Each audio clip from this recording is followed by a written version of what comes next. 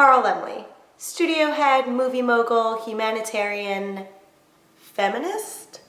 As part of his self-proclaimed oddest city in the world, Carl decided to hold elections for his municipality. And in doing so, he oversaw the elections that led to the world's first female police chief, Laura Oakley. Laura Oakley was born in Oakland, California, July 10, 1879. I wasn't able to find a whole lot about her childhood, but I did read that she had an amazingly powerful voice that led to her being cast in her first opera in San Francisco at just 12 years old. And I also found an old interview of hers where she spoke about having really big feet and long arms when she was younger that she was really self-conscious about. But in 1912, when she was signed as an actress to Universal, she learned to make really big gestures with her arms that ended up really suiting her in comedy. Laura would be cast in more than 50 films before, during, and after her stint as police chief. Probably most famously for her would be her role in the serial The Black Box, which was a series of short mysteries that would play before the feature films in theaters. The Universal City elections were big news both on and off the lot. Almost 600 votes were cast, and Laura won her position with 305 votes, and her second place competitor only had 140. Carl Laemmle personally presented Laura with badge number 99 at the opening of Universal City, and I was actually able to find a copy of the speech that she gave when I was doing research at the Natural History Museum here in Los Angeles. I ask the cooperation of all of you. I am sure we all feel the highest regard for our little city and want to do everything in our power to see it advance. The moral tone of a city I regard as its chief asset. There is only one thing to do to keep up the standard of morality, and that is to enforce the laws.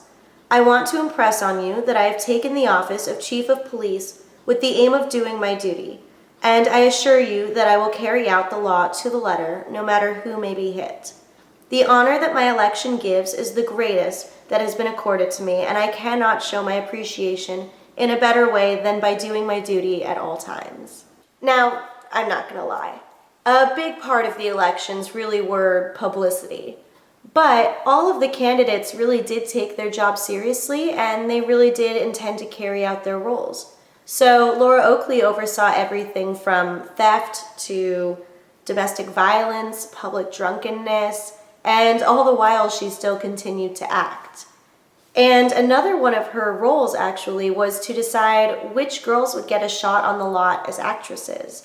So all the time girls would show up from around the country looking for work, and Laura had to decide which girls were serious and which girls were just looking to catch a glimpse of their favorite movie star. And if she allowed them to stay, they'd get about a week or two to prove themselves, and if they didn't, then she would let them know there was no more work and she'd send them back home.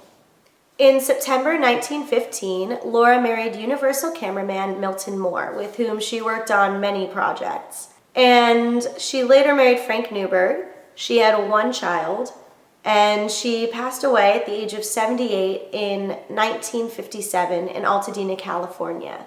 And from everything that I've read, it just seems like she was a really smart, funny, intelligent, fun, strong woman, which is really cool to see, especially so far back in time. All right, any questions or comments, leave them below. Please subscribe and share, and you can follow me on Twitter and Instagram at Antonia Carlotta. Thanks so much. Bye.